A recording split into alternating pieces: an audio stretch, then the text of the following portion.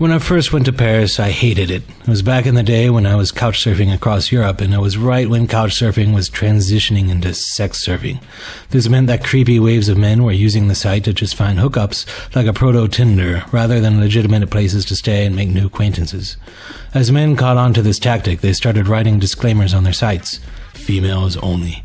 And as women started catching on to this, they started writing disclaimers on their sites. Females only. This was especially true in Paris.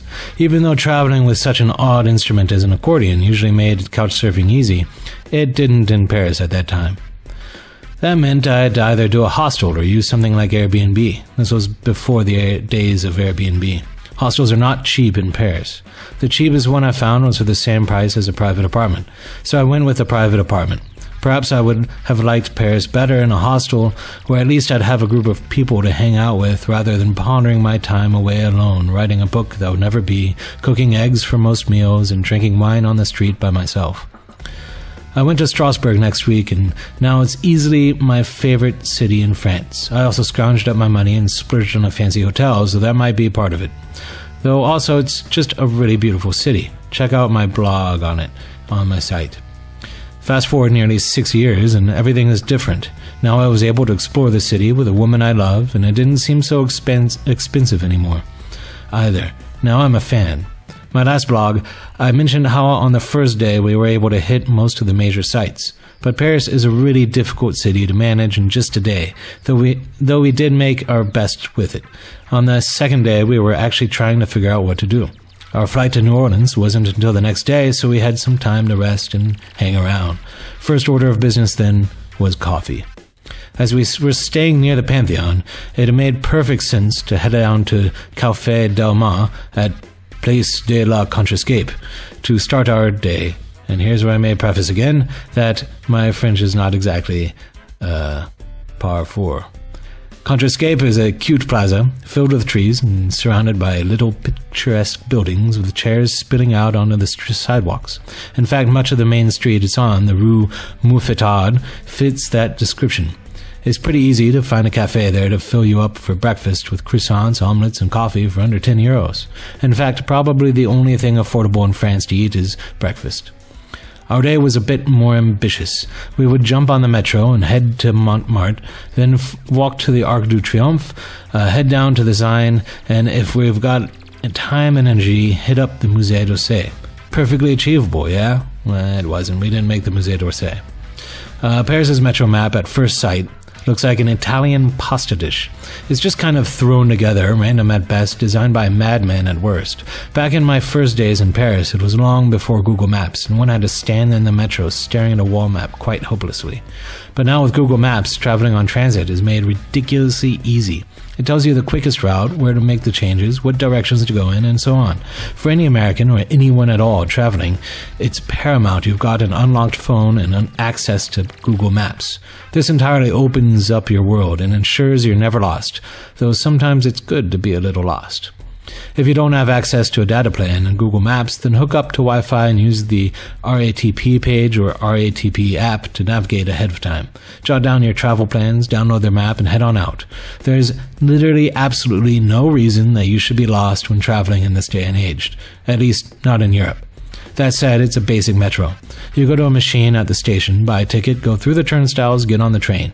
If you don't want to deal with a machine, all the major stations have a lady at the ticket booth who may or may not speak English. Probably not. So be patient, because you're in France and you should be speaking French anyway. Use your fingers, make noises, pantomime, and don't forget to smile. Frankly though, if you don't speak French, probably the machines are a better option. It has an English language button. From the machine, if you're planning on using the metro a lot, 2 days from and to the airport, for example, then it might be best to buy the Paris Visite pass, which starts at about $15 and gets you unlimited access to the metro. Approach the turnstiles. Put the ticket into the slot. It comes out the slot. The turnstile, which is more of a plastic door, pops open and slams closed, so move your butt. Also, there's probably already a long line of angry Frenchmen forming behind you, and they're not entirely afraid to push you out of the way. If you're nervous, sit back and watch, then repeat what you see. You can also get this Paris City Pass from Get Your Guide, which includes the metro and a slew of museum entries. Find the link on my page. The best way up Montmartre to Sacre Coeur, I think, is the back way. It's also a nice way to see another neighborhood and maybe grab some coffee. Get off the metro at Chateau Rouge, and then find your way across all the zigzag intersections, up some stairs, then up around the backside, and then bam! Open your eyes to an insane, nearly 360-degree view of Paris. The only impediments to your view is a tree and a giant cathedral towering over you. If there's one church to see the inside of in Paris, it's the Sacre Coeur. I've been to Notre Dame and Sacre Coeur, and believe me, hands down, Sacre Coeur takes the cake, or tart, or macaroon. The building itself looks like very Middle Eastern or Byzantine in architecture, so maybe even to the original form of the religion, and a far cry from the usual French Gothic style that litters France. It was built at the heart of the Paris Commune as a way to teach them who's boss back in 1875 and wasn't finished until World War I. The Paris Commune was a bunch of commies that took advantage of Napoleon III's miserable failure during the Franco-Prussian War, which served as a kind of pre-World War I with drastically different results, which kind of set up World War I. The biggest result of that war was the creation of a unified German Empire, or Second Reich, for those using the Hitler method of counting. Anyway, Montmartre was the site where the commies killed the Archbishop of Paris, and that's ultimately the reason for the church to be built there. The Third Republic, for those using the de Gaulle method of counting, was all about moral order and Catholicism, as they saw that France kept losing their position because they lost their religion and morality, a far cry from how most French people feel today. Since 1885, which is before they had even completed construction, they've been displaying the Blessed Sacrament in the church, continually, not even stopping for world wars. It's in the Guinness Book of World Records now, I'm sure. En route to the Arc de Triomphe is a site I didn't care about, the Moulin Rouge, but I hear lots of tourists love to view its fake windmill and overpriced titty shows. To each their own. You can order one of their shows on Get Your Guide, link on my website. The next landmark worth seeing is the Church of Mary Magdalene, or La Madeleine. It's about a 45-minute walk there through a fairly dry and boring part of the city during the day. During the night, I imagine all the Moulin Rouge lights we passed open up their doors and welcome their clientele. If you hit up the road to Église de la Trinité and then go through the area around Galerie Lafayette, then the place cleans up real fast, so I'd recommend following that route. La Madeleine is a massive building which resembles an ancient Roman temple. At first view of this thing, I couldn't tell what it was. Had the French built a monument to Jupiter, or was this another science church like the Pantheon? When the church was at last set for construction in 1763, it was to be modeled after the Roman Pantheon, and when the Revolution came around, they stopped the construction, not really sure what they wanted built there. So they tore it down. Then Napoleon stepped up his game. He was going to build a temple to the glory of the Great Army, and wanted it to look like an ancient Roman temple, hence its current look. When the monarchy was restored, Catholicism swung back in vogue, and the king returned it to being what it was originally planned to be, the Church of Mary Magdalene, and so it continues to be today. From La Madeleine, it's a super easy jaunt to the Champs-Élysées and the fortress that is the American Embassy. Seriously, the more I travel in Europe, the more I get annoyed with the Fortress America pattern of our embassies, where there has to be military coverage spilling out for a quarter mile around every capital city's major monuments. It's the only embassy system in the world like that. Before I was annoyed with the Fortress America in Tbilisi being way out of the way in the middle of nowhere, but I've come to like that better if they have to play toy soldiers and all. The Champs-Élysées seems to go on forever. If you really must see the Arc, I might even suggest just taking the metro. But no, we were stubborn folk and determined to walk it, no matter how much our feet were blistering, no matter how hot we were, no matter how much of an ice cream we needed. Easy fix, quick. That's the name of the French rival to McDonald's, and they make awesome ice creams. The Arc de Triomphe was another monolithic military piece commissioned by Napoleon, though it wasn't finished for another 30 years.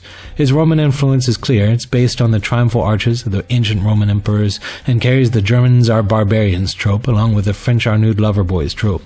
Really, the carvings are kind of a weird thing because when it comes down to German barbarians versus naked Frenchmen, I'd put my money on the German barbarians 99 times out of 10. We decided to splurge a little bit and hit the restaurant district around Boulevard Saint-Michel on the Saint-Severin church side. There's a super cute area filled with sidewalk cafes, and restaurants, and shops. The restaurants are all actually surprisingly affordable, but also all highly touristic. The waiters stand outside like touts, and for the most part, every restaurant is the same. They at least list their specials on tablets outside. Go for happy hour to catch the real deals, or just go for a stroll and then head somewhere else. This night, The night before, we spent romantically watching the sunset at the Eiffel Tower and saw how magically transformed into a glittering megalith of glitz and holiday. Now we'd take a walk along the banks of the Seine and again sit down with a bottle of wine. This was a grand idea until my wife and all of her elegance accidentally threw our cups into the river. Now we were sitting like two winos, but no matter, half of France was sitting on the banks of the Seine like winos. C'est la vie. You really can't beat this view. If you haven't yet, don't forget to read my first ode to Paris, 5 Things in a Day in Paris, over on my site. Or listen to my previous blog about Paris. Thank you for listening. This is Sam Facetious signing off, and have a wonderful and facetious day.